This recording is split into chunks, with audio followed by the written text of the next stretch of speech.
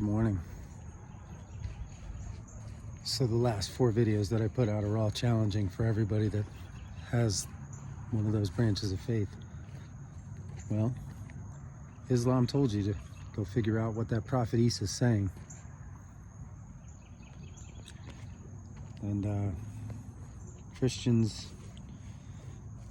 Jews, everybody else, you got some things going on there in your ancient writings that are hard to get around.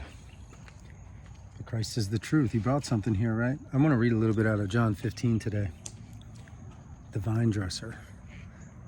I was watching something that Joseph Prince put out, and it's an amazing thing on the vine he takes away, right? A friend of mine, Karen, showed me that. It was very cool. Then went into the original writings in Greek, and I'm like, wow, that root word is lifted up, not takes away. That's interesting. So anyway, we're going to start with John 15, and we're just going to read through the chapter. I am the true vine, and my Father is the vine dresser. Every branch in me that does not bear fruit, he takes away. Right there, he takes away, he lifts up. It's because that's what Jesus does. He just lifts you up. And every branch that bears fruit, he prunes, that it may bear more fruit. This is an interesting one here.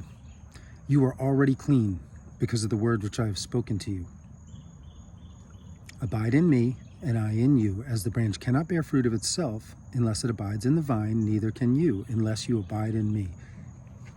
He lives in you, you in him, he in the Father in him, you in him. You see it?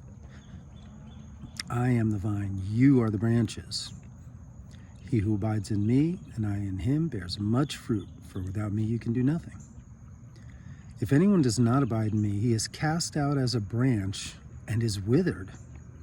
And they gather them and throw them into the fire, and they are burned. How does that happen? Wow. But if you abide in me, and my words abide in you, you will ask what you desire, and it shall be done for you. By this my Father is glorified, that you bear much fruit, so you will be my disciples. We're going to come back to verse 9 in just a second. I want to go up to this. If anyone does not abide in me, he is cast out as a branch and is withered.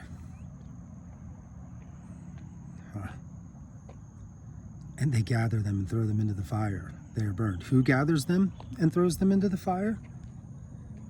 It says they gather them. See, I think it's men that gather them and throw them into the fire, because they're the ones cast in fire, sin, hell, and death. But if you've heard his words, you're already clean because of the word which he spoke. So how's that happening? Because you're not following his word. So you're going back to the law of sin and death, and now men will wrap you up in sin and cast you into fire. But if you abide in him and his words are in you, they can't do it. I like this, right? So verse 9, as the Father loved me, I also have loved you. Abide in my love.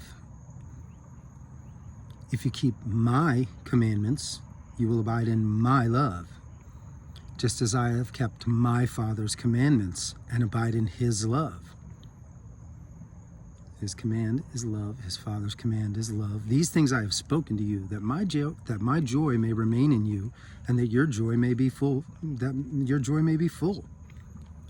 Again, verse 12, this is my commandment, that you love one another as I have loved you.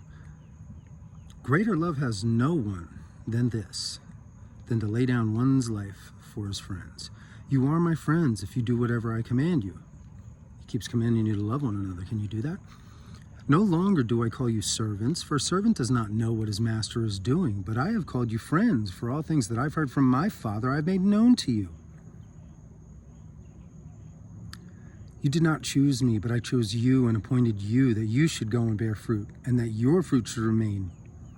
Whatever you ask the Father in my name, he may give you. Here it is, verse 7. These things I command you, that you love one another. I start talking about loving the people that everyone else wants to put in hell, and then this happens. If the world hates you, you know that it hated me before it hated you. If you were of this world, the world would love its own. You, because you are not of the world. But I chose you out of the world, therefore the world hates you, because the world is all about right and wrong and the blood of the other.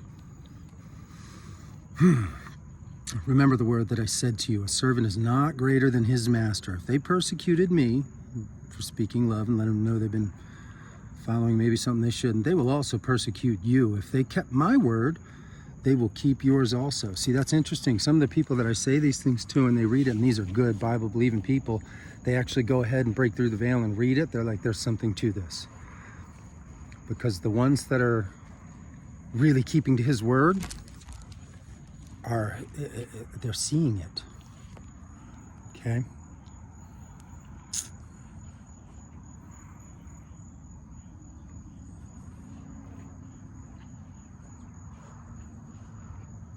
Verse 19, if you were of the world would love its own.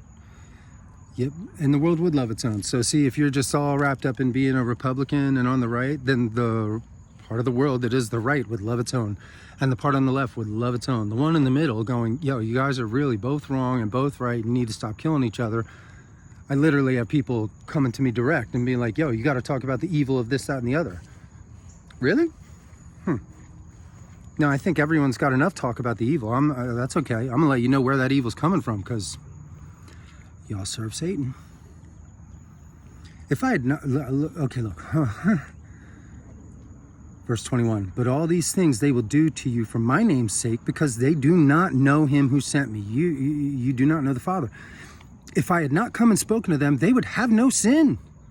But now they have no excuse for their sin, because he let them know the idea that you're casting sin and hell on and death on everybody means you're serving your father, the devil. That's why they have nowhere left to hide their sin.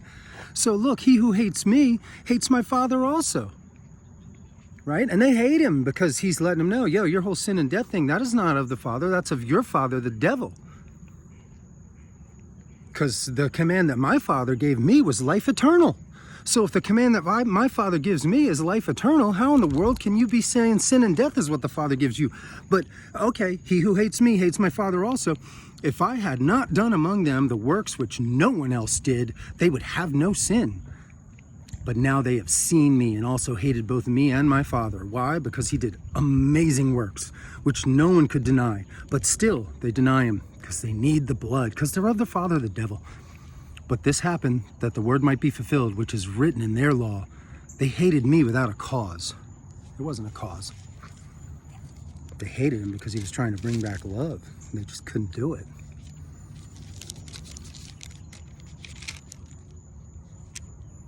Verse 26, but when the Helper comes, whom I shall send to you from the Father, the Spirit of truth who proceeds from the Father, he will testify of me. And you will also bear witness, because you have been with me from the beginning. Go to John 17, verse 20 through 26. Christ says, I and the Father in me.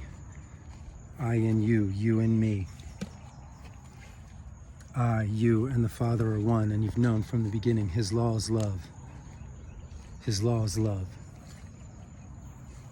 Do not gather up men and cast them into fire. Do not gather up withered branches and cast them into the fire. Lift them up. Don't cast them into fire. Hear his word and walk in love. Love you all. Have a blessed day.